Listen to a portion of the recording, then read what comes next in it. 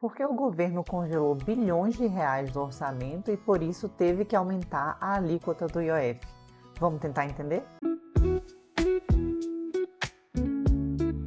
Olá, sejam muito bem-vindos ao meu novo projeto chamado A Conta, por favor. Meu nome é Natália Damasceno e minha intenção é criar um espaço de troca de informações e opiniões sobre temas aleatórios, sobre sociedade, economia e direito. Nesse primeiro vídeo, eu resolvi trazer a questão do contingenciamento de gastos, que levou à necessidade de aumentar as receitas e, consequentemente, as alíquotas do IOF.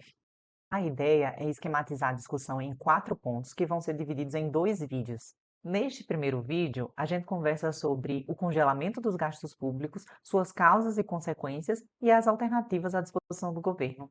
E num segundo vídeo, a gente trata das alterações promovidas no IOF e do conflito institucional, instaurado a partir do Decreto Legislativo 176, das ações diretas de inconstitucionalidade 7827 do PL, 7839 do PSOL e da ação declaratória de constitucionalidade 96, ajuizada pela Advocacia Geral da União.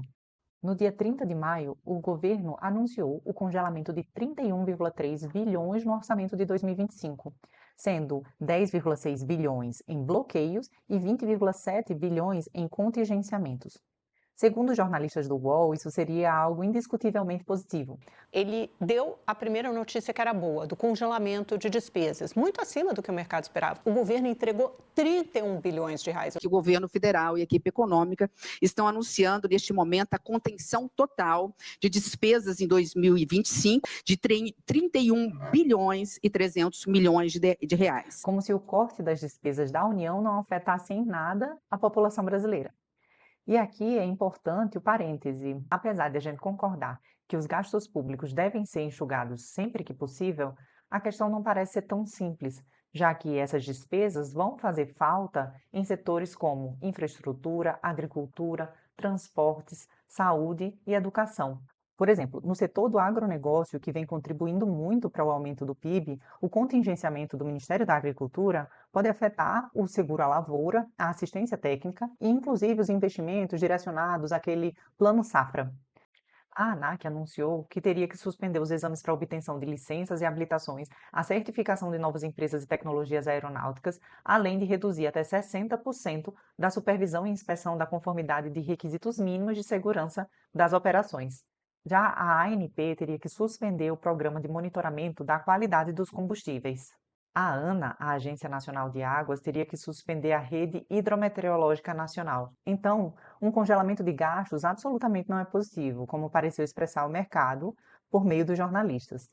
Primeiro, porque decorre de problemas fiscais anteriores, nos termos dos artigos 9º e 23 da Lei de Responsabilidade Fiscal, e muito mais do que uma decisão política, o congelamento é uma obrigação legal, decorrente do fato de que, no caso de bloqueio, as despesas obrigatórias aumentaram. E no caso do contingenciamento, a realização da receita no bimestre anterior pode não comportar o cumprimento das metas de resultado primário ou nominal, que é a diferença entre as receitas e as despesas do governo, excluindo os juros da dívida pública. Então, por que os jornalistas pareceram celebrar tanto o congelamento de gastos? Basicamente, isso deve decorrer da perspectiva adotada, que no caso dos jornalistas, aparentemente reflete os anseios do mercado, porque um congelamento dos gastos primários da União garante um menor risco de inadimplência em relação aos juros da dívida pública.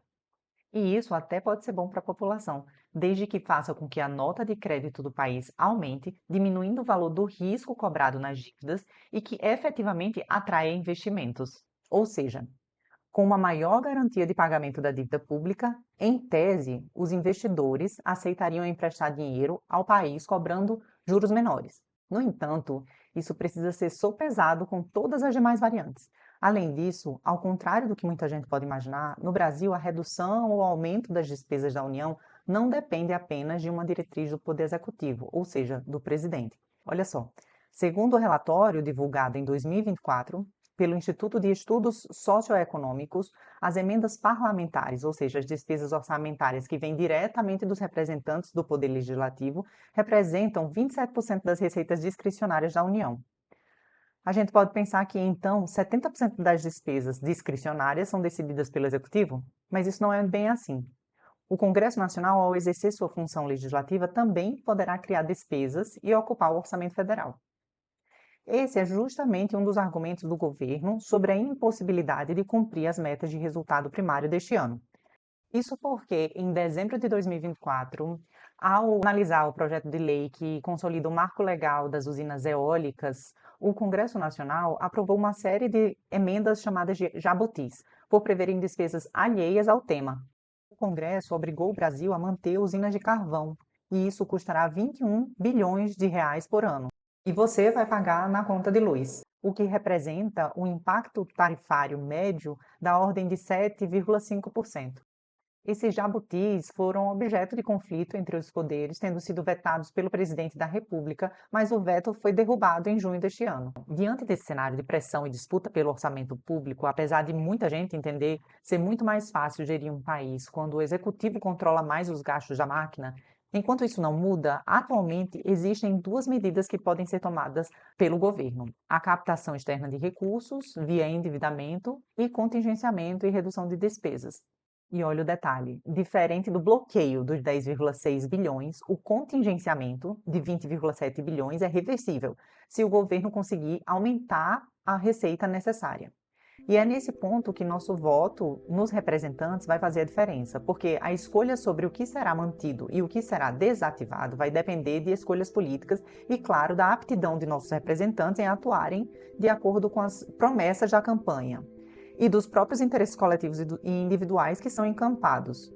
Para ilustrar essa afirmação, a gente pode comparar a postura de distintos governos diante dessa mesma situação de frustração das metas de resultado primário. Em maio de 2019, em meio a afirmações do então ministro da Educação de que as universidades promoveriam balbúrdia, Bolsonaro também teve que lidar com o contingenciamento de 30,5 bilhões de reais, dos quais decidiu que 5,8 bilhões fossem impostos ao Ministério da Educação, que é um dos ministérios de maior importância ao futuro de um país, já que arca com a sobrevivência de nossa elite intelectual e desenvolve projetos importantes de pesquisa e inovação. Além disso, os ministérios da Saúde e da Educação nem sempre possuem força política suficiente para causar a pressão necessária para proteger seus orçamentos. Esse contingenciamento significou uma redução de 30% das verbas destinadas à educação. E nesse mesmo ano, a presidência sancionou a Lei 13.831, que concedeu anistia das multas devidas pelos partidos políticos que descumpriram a obrigatoriedade de aplicação do mínimo de 5% das verbas públicas para promoção e difusão das candidaturas femininas. Em abril de 2021, o governo congelou 9,2 bilhões e, novamente, a pasta mais sacrificada foi a educação, com o congelamento de 2,7 bilhões. No contingenciamento deste ano, o Ministério da Educação passou ileso, mas em julho de 2024, o governo Lula teve que contingenciar 15 bilhões e os maiores valores foram dos Ministérios da Saúde, Cidades, Transportes e Educação. Mas, além da escolha sobre que verbas serão contingenciadas, os poderes também precisam decidir se aumentarão ou não as receitas para que essas verbas sejam descongeladas. E é justamente aí que entra a confusão do Imposto sobre Operações Financeiras. É que o parágrafo 1º do artigo 9º da Lei de Responsabilidade Fiscal diz que, no caso de restabelecimento da receita prevista, ainda que parcial, a recomposição das dotações cujos empenhos foram limitados dar-se-á de forma proporcional às reduções efetivadas. Isso significa que, se a União conseguir aumentar as receitas, poderá reverter até 20,7 bilhões. E como se arrecada mais?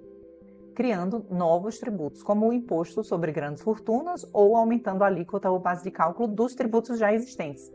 Só que o inciso 1º do artigo 150 da Constituição Federal proíbe a exigência e aumento de tributos sem lei. E é nesse ponto que aparecem os tributos extrafiscais, que são os impostos de importação, de exportação, o imposto sobre produtos industrializados e o imposto sobre operações financeiras, o conhecido IOF. Além, claro, da contribuição de intervenção no domínio econômico do mercado de combustíveis. Essa brecha foi prevista na Constituição justamente para possibilitar o Executivo de agir com rapidez. No caso, por exemplo, do IOF, a título de exemplo, se o excesso de demanda está gerando um surto inflacionário, uma das alternativas viáveis é o aumento da sua alíquota incidente sobre operações de crédito. E aí a gente percebe que o aumento do IOF, nesse caso, não é só uma decisão técnica, mas também política. Ele surge como uma alternativa a ser tomada pelos nossos representantes. No próximo vídeo, a gente conversa sobre como essa decisão foi parar no Supremo Tribunal Federal, quais as teses em disputa e o que isso revela sobre os limites do Executivo para lidar com a arrecadação. Vale a pena entender esse embate e principalmente o que ele diz sobre quem paga a conta. Se você se interessa por esse tipo de conteúdo e quer receber notificações das próximas postagens, não esqueça de clicar para seguir e curtir. Além disso, deixe os comentários abertos para que a gente continue o diálogo, tanto com atualizações quanto com correções de eventual equívoco. Obrigada e até a próxima!